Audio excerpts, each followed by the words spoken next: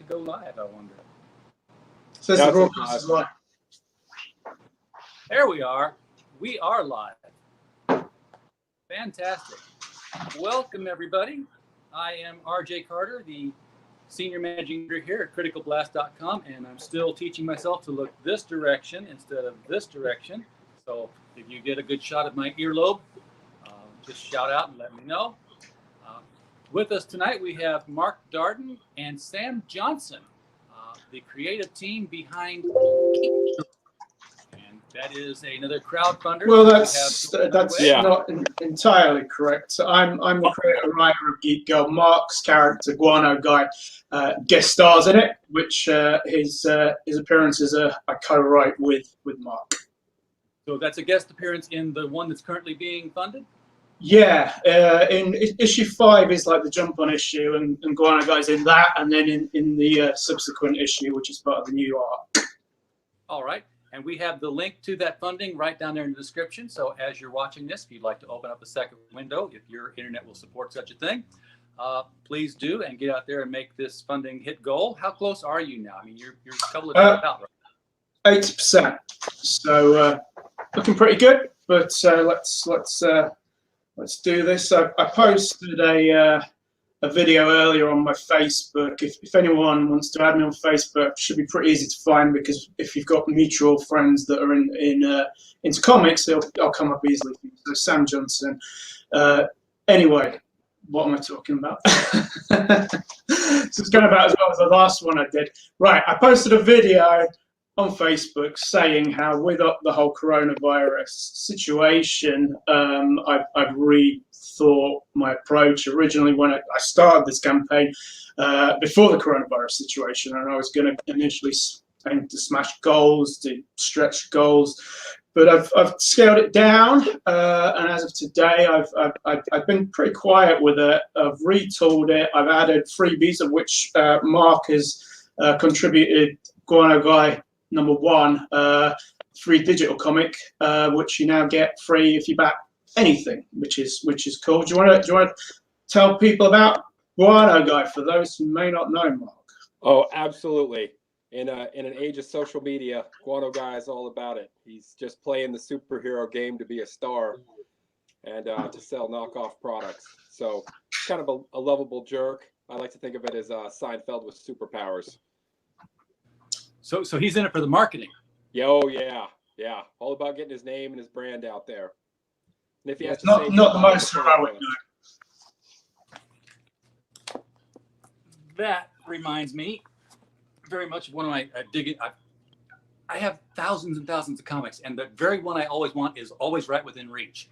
I don't know how I pull it off, but that reminds me of Brat Pack. Oh. Which is a very old comic and not at all like Guano Guy, but was definitely about the superheroes having to have the sidekicks all the time, even though they kept getting killed off because they had trademarks on their names and they needed to keep the trademarks and keep marketing the product. The action figures and the T-shirts. Yeah, I got a story where Guano Guy loses 5 sidekicks in 5 pages. Same name? Oh yeah, he just keeps putting a new person in the costume, but he's very irresponsible with them. It's almost careless. Yeah. So how does Guano Guy and Geek-Girl, do they cross paths at all, or is it just this is just an introductory PDF if you back the Geek-Girl physical? Well, how this actually came about is in the previous Kickstarter, I ran a reward where you could appear in the comic. There's a plane scene, quite a dramatic action scene. Now, that was originally billed as you and a friend or partner can get drawn into the comic. But Mark backed this reward and wanted to bring his characters in, which are Guano Guy and Mr. Marvelous Man. Mr. Marvelous Man is kind of the polar opposite of Guano Guy, who's all self-centered. Mr. Marvelous Man is virtuous. And I thought it'd be cool to sort of, rather than them just being in the scene, to work them into the story. So what's going on in issue 5, which is the jump on issue, the beginning of Geek-Girl's new direction. Let's just set up who Geek-Girl is first. So Geek-Girl is a hot, popular college chick, Ruby Kay. She landed a pair of super tech glasses. They gave her super strength and fight powers. When she's trying to demonstrate the powers to her cool kid, mean girl friends, she only ends up alienating them as not used to the super strength. She's knocking drinks over their expensive designer dresses. Her BFF Summer is behind her though, and into superheroes and pushes her into becoming a superhero. Ruby steps up, becomes that. As a result, she's now saved her city of Maine. Has come to the attention of a Mr. Johnny Carlisle, who was a former weapons dealer who's now looking to put together a super team. So that is where we come in issue 5, and Guano Guy is one of the other people in the running to join this super team. So he's funding sort of a justice battalion, and now I've read that preview. He kind of comes across like a Maxwell Lord character in that he exudes this oily kind of used car salesman. Yeah, we're not sure whether we trust Johnny Carlisle entirely. I mean, in the Crime War arc, which is on the Kickstarter. I mean, everything's on the Kickstarter. So you've got various jump-on points. You come at the miniseries, come at the beginning of the ongoing, or come in at the new arc, which is, as I say, starts in issue 5.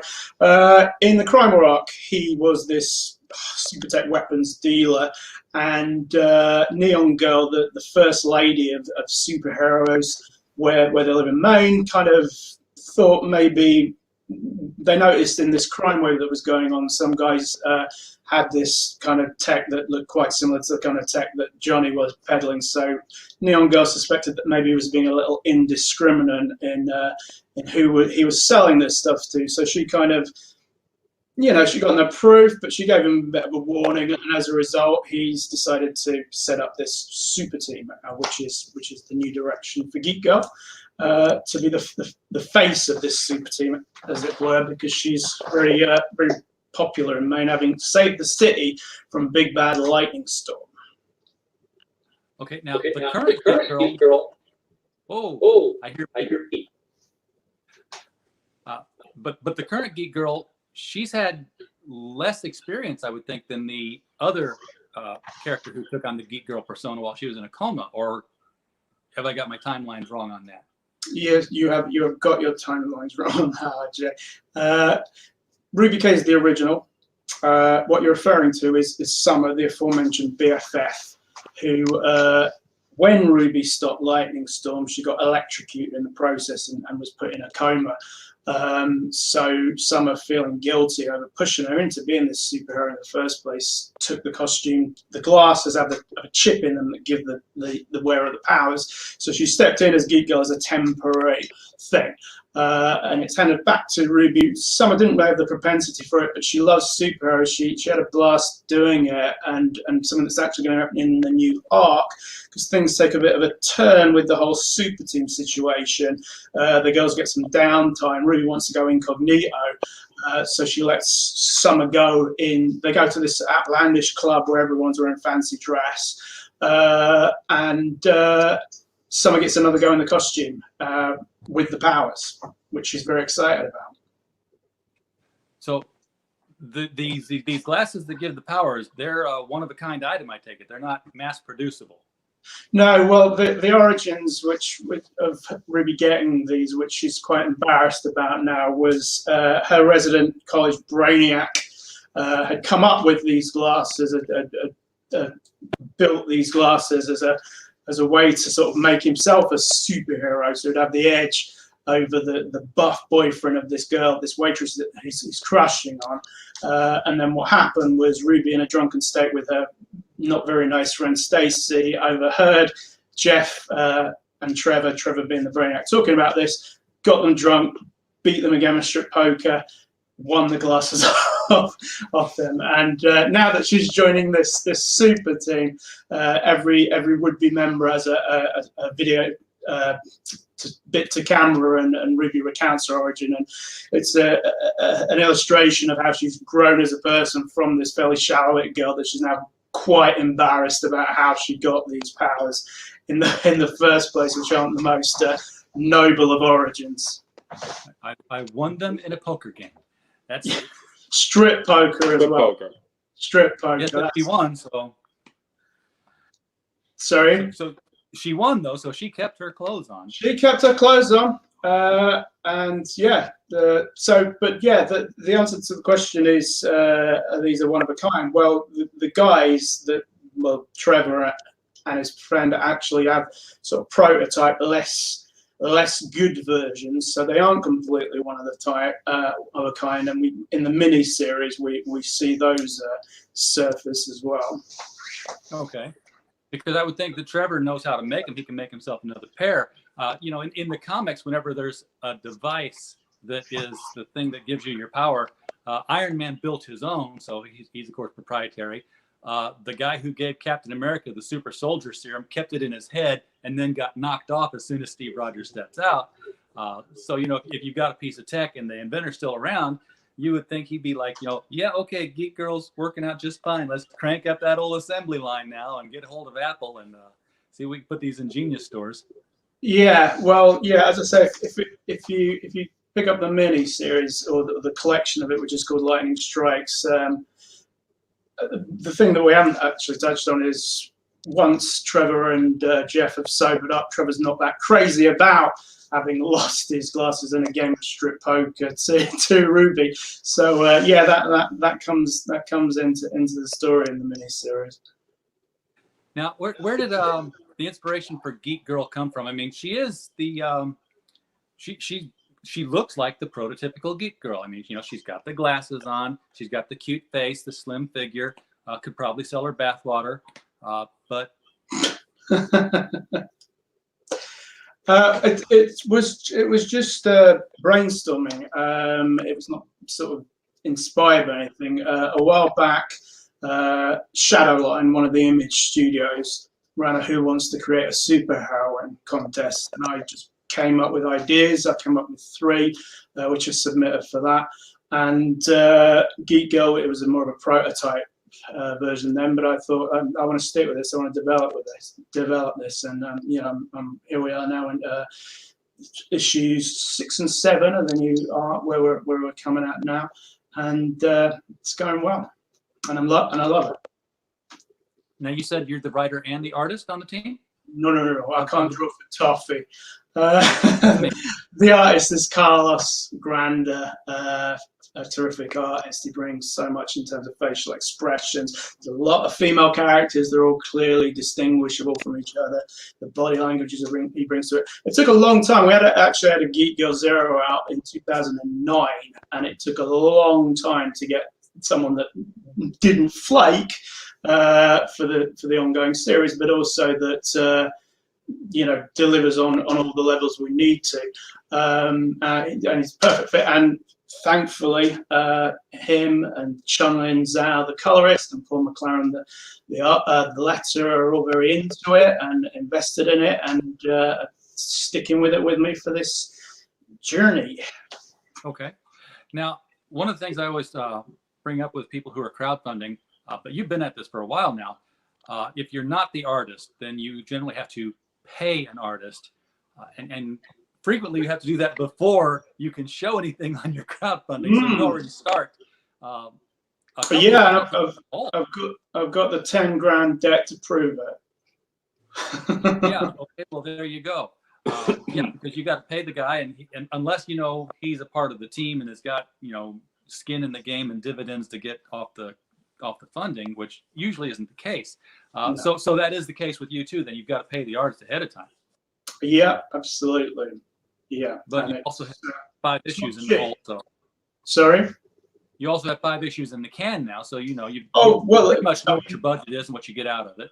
Yeah, I mean the 4-issue mini series, and then we're up to issue 5 of the ongoing, and then issue 6 and 7. So it's it's doable. It's getting done. All right. Well, let's talk about the physical product then that people are crowdfunding here, and also the electronic version. Mark, we want to talk about that. How many how many pages are we talking about here of actual story and the kinds of covers you put into it? The nuts and bolts of the physical product.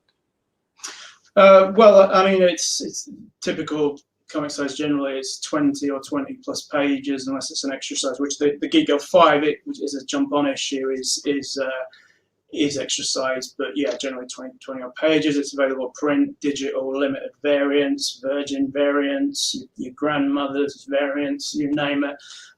You can get it in all formats. And if you are new to it and want to get on at the beginning, the digital option to buy, you can get the set, and it's pretty cheap actually. I think it works out about $19 to get, I think, don't quote me, but I think the miniseries and the ongoing.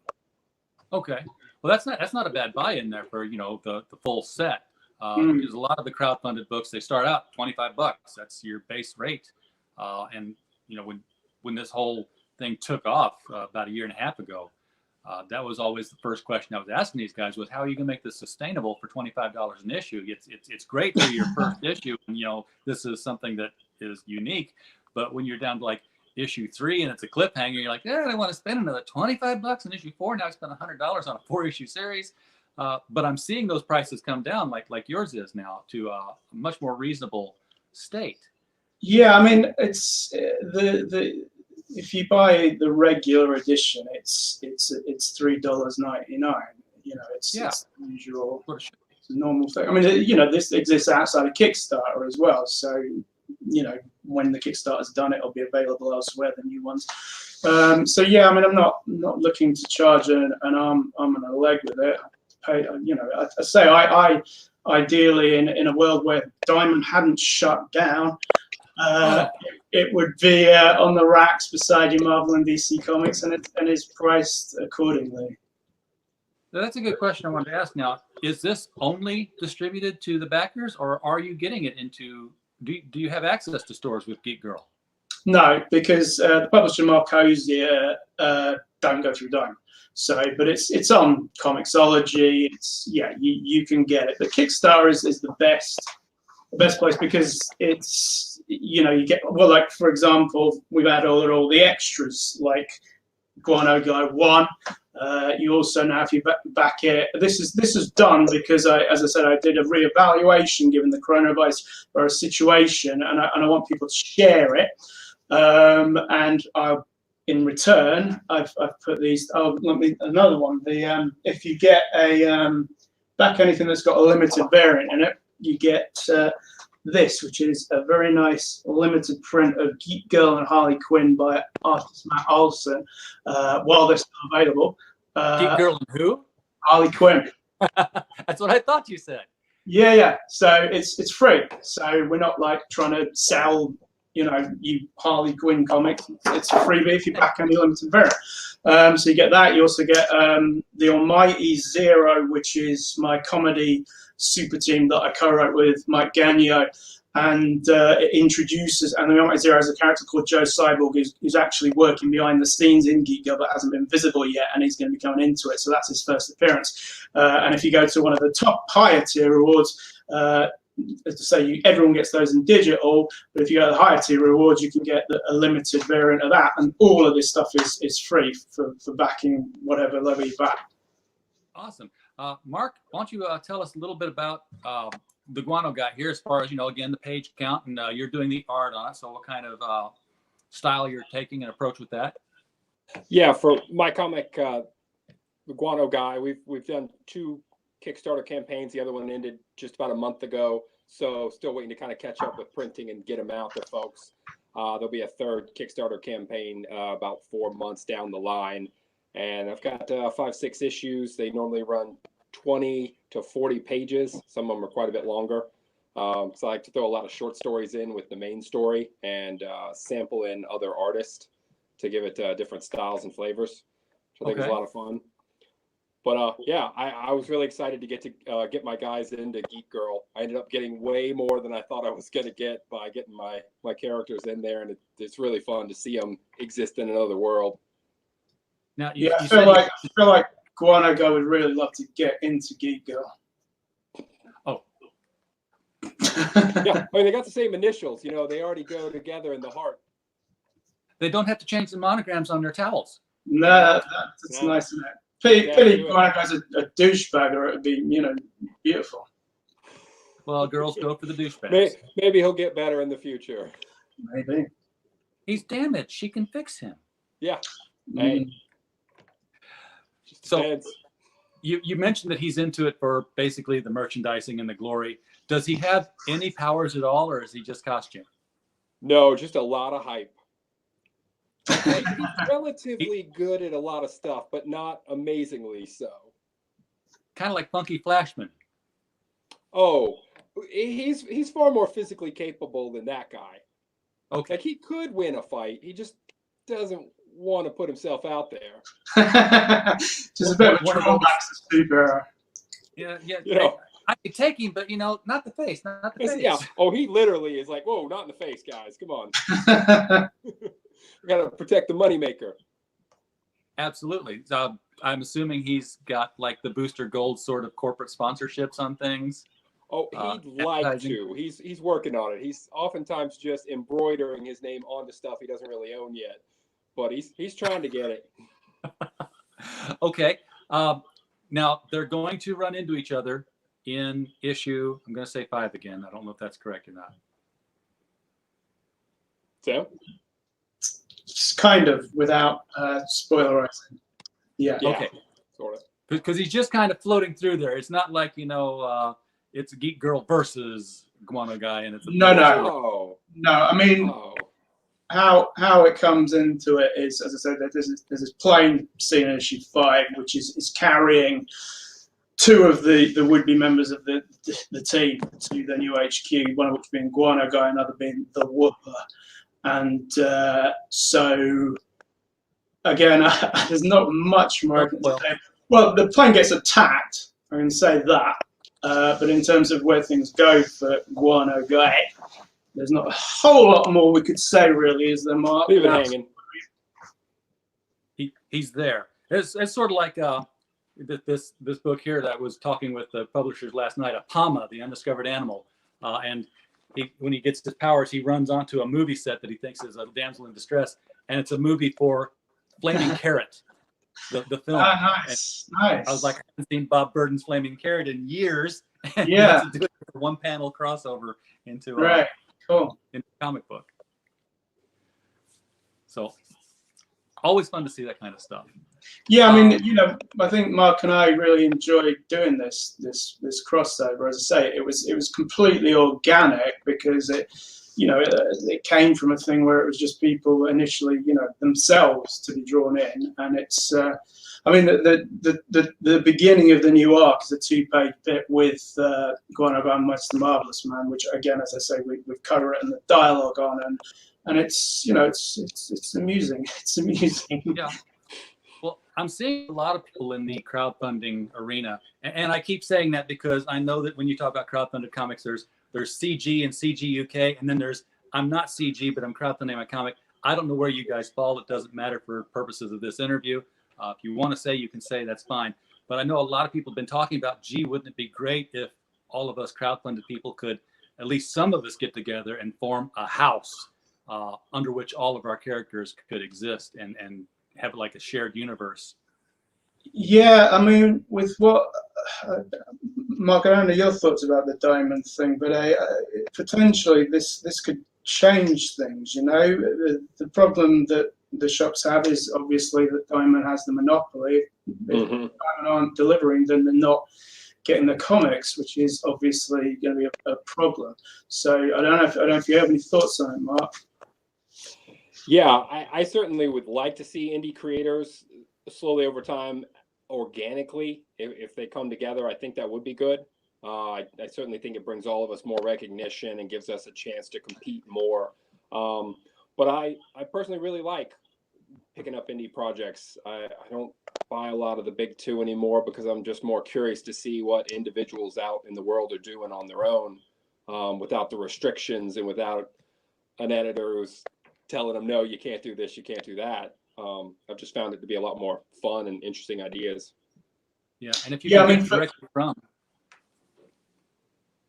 Say again, sorry, RJ. Yeah. If you get it directly from them, which is what you kind of do when you're crowdfunding, that helps. It takes the distributor out of the picture. My local comic shop guy, who's going to be on our stream tomorrow night at 7 p.m. Central, along with another comic shop guy from Central Arkansas. He was setting up the whole curbside service during coronavirus season. because, you know, he's like, okay, well, you don't want to come in. I understand. I'll take it out to your car. And then, of course, Diamond cancels things out. And then on top of that, the state of Illinois, Venezuela, Illinois, comes in and says, no, you have to close your shop entirely. You can't be there at all. We're closing your business. So, you know, it's a double whammy on the shop owners, because they can't even stay open now to sell their Funko Pops and back issues. Yeah. It's definitely rough on a lot of businesses. Restaurants are facing a lot of challenges. Gyms are closing. A lot of businesses. Yeah, so I don't know. I don't know if this is a good thing for the crowdfunding comics people, because, you know, it didn't happen first, and now they're the only distributing game in town. Yeah, but I mean, the thing is, as I say, I started the campaign before all this kicked in. You know, some people are going to be. I mean, like, for example, I have a part-time day job. Now, if I, like a number of my colleagues there, went off sick, a number of my colleagues there are still on probation, so they get no sick pay. Now, I've been there a while, so I do. So, you know, everyone's got their own situation. Some people, and now I've finally not going in. I mean, I was still, they were still wanting me in at the day job. I was still going in up until Monday, which is extremely stressful. Now I'm out of that. I'm in my bunker and I'm in a comfortable position, which a lot of people presumably are.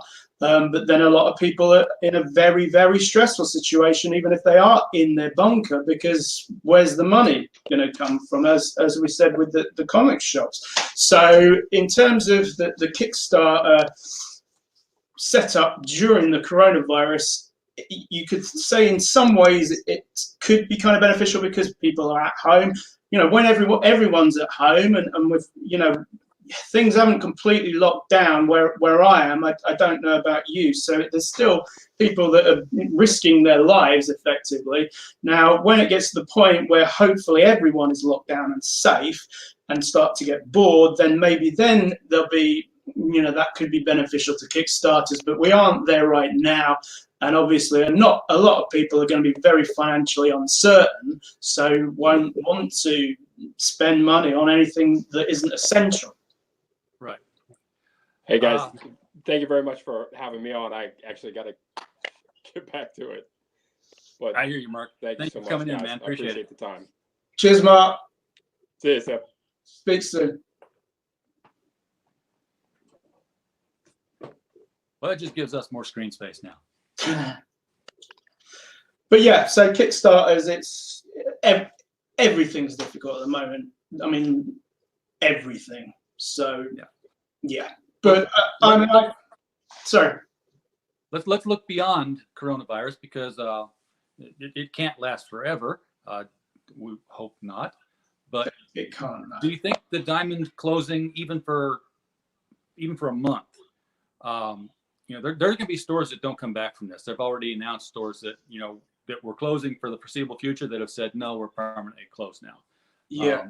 I mean, I don't know if you have. I haven't read too deep into their rationale for this, Diamond. Are you clear on what that is? I believe it was just that they were not going to have workers there because they're sending their work home like everyone else. Right, I see. Right, okay. Yeah, well then, really, you know, Diamond in the same position as the comic shops as everyone else. It is detrimental to comic shops, but as Mark said, comic shops aren't the only ones with problems. Restaurants and pubs have got big problems. So we may see a lot of businesses go under in the next year, and you know, maybe see a lot of businesses could rise up to take their place. I don't know if the comic shops will have new companies rise up to take those places or not, but yeah, I mean the biggest problem with comic shops, the biggest problem that comic shops have with the whole Diamond situation is their lifeblood is the weekly, you know, the New Comics Wednesday, which they now don't have. I mean, you know, there are I buy from a number of comic shops. Some of which are mail order only. So they technically could still be running their operation, no problem. However, if they're not getting the new comics, Yeah, there are some. There are other distribution centers other than Diamond, which is how Diamond successfully avoided being sued as a monopoly in the United States.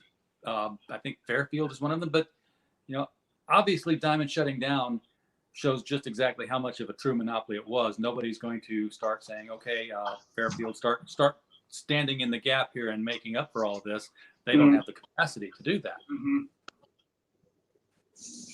But yeah, I mean, I don't know how much more there's to say about it. It's uncertain, but everything is uncertain. Other than hopefully and logically that the coronavirus will end at some point. Yeah. And I'll tell you the other thing that the shops are worried about that they've expressed to me on phone is that when they do get to be able to open back up and Diamond does start distributing again, are they going to get hit with, 3 to 4 weeks of invoices right at one time, which would still shutter the businesses because they wouldn't be able to afford it? Yeah, I mean, I don't know what's going on with the digital market. I mean, the thing is, everyone's winging it. One thought I have in terms of it not being financially crippling to comic shops when things come back is if basically and I don't know where Comixology are. I know they're still bringing new comics as far as I'm aware, but if basically during the time the physical comics weren't available, if you can get them digitally, and then the retailers basically miss that bit and pick up after the virus. So, for example, your Deadpool issue 5, which that's one on my pull list that I don't know what's going to be happening with.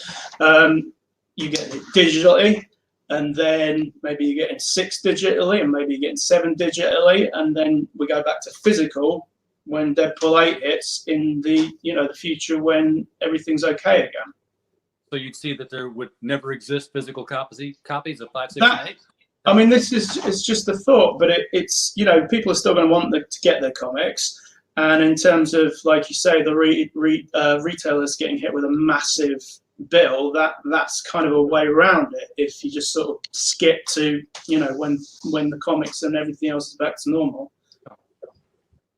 Yeah, I very well maybe what they do is just not produce the physical copies, because why would they? The printer, who knows if even the printers are going to be creating the books to stand up and wait for the distributor to pick up in the first place.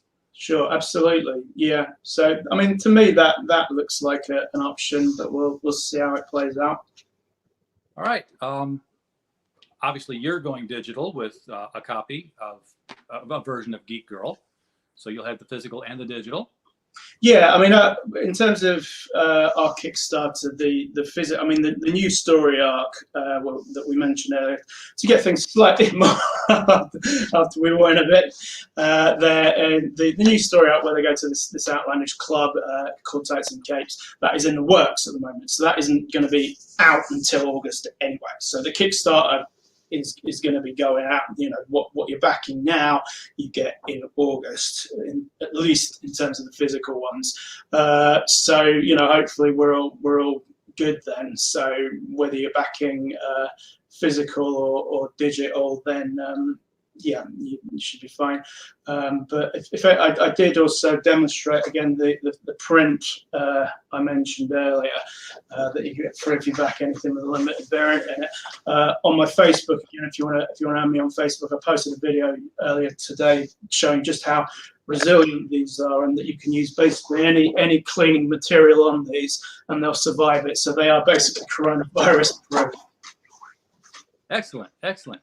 All right. Well, everybody, if you just check the link to Sam's Kickstarter down in the description below. Geek-Girl, I've read the preview of this next one here. It is a fun little book to get into. I enjoyed seeing the characters, and I want to see the continuation of that story. So I'm going to have to grow my pull list, my online pull list some, to see where this is going. I recommend that everybody do the same. And Sam, it's been a pleasure having you on here. I'm glad to see that you are safe and healthy over there. All 6 feet away. So Yeah, no, we're as I say, it's been stressful. As I say, still being called into my day job until Monday, but now I'm set. I'm holed up. I'm devoting my time to this Kickstarter because, as I said again this video I posted earlier, I appreciate that there are bigger things going on. It's not life and death, whereas the situation we're in is life and death, but for everyone that's already backed it before, as I said, we started this way before things got to where they are. For everyone that's already backed it, the deal with Kickstarter, for those that haven't backed anything on it or aren't familiar with it, is you only get anything if it hits the target. So for those who've already backed, we've got to hit that target to get them their books. And I don't want to shut down. I love this. I want to keep Ruby going, and it's going all right. But I'm calling on people to share the geekgirlcomics.com link, which will take you directly. Ordinarily that goes to the Geek-Girl website, but now it's set up to go to the Kickstarter, so very easy. And yeah, we want to get this across the line, and as has been said by other creators as well, in this time you want to be entertained, and I'm going to be setting up a thing as well whereas the ultimately the physical rewards are going to be going out in August, and issue 6 and 7 are still in the works, so we can't do anything about the digital one at this time.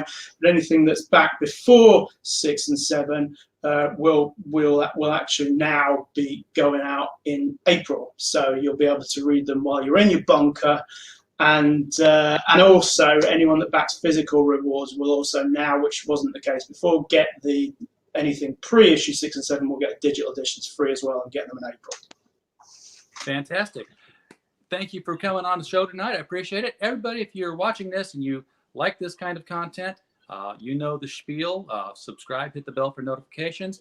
If you want to help the channel out, the best way to do it is to just go visit criticalblast.com. Doesn't cost you a thing. Check out some of our reviews, some of our interviews, and the ad revenue will take care of itself. However, if you are a merchandise kind of person, and who isn't, Critical Blast is also a publishing arm as of last year, and our first hardcover young adult superhero novel, Bulletproof Origins, is available on Amazon. The link is also in the description. This is by Stephen J. Mitchell from the East Coast, and it follows the adventures of young Cody Haywood, who wakes up on his 16th birthday to find out that he is indeed bulletproof. And living in a world of superheroes, he decides to become one. Unfortunately, he has the attention span of a ferret on pixie sticks, so his friends have to kind of keep him in line and keep his focus on the goal. Because if he doesn't, the terrorists who would like to find out why he's bulletproof may just get him and disassemble him. Anyway, that's all for tonight. Sam, thank you again for coming on the show. Best of luck with the Kickstarter. We are definitely pushing for your success on that, and we will watch for you to hit that goal. Thank you, and thank you for having me. Glad to do it. Good night, everybody.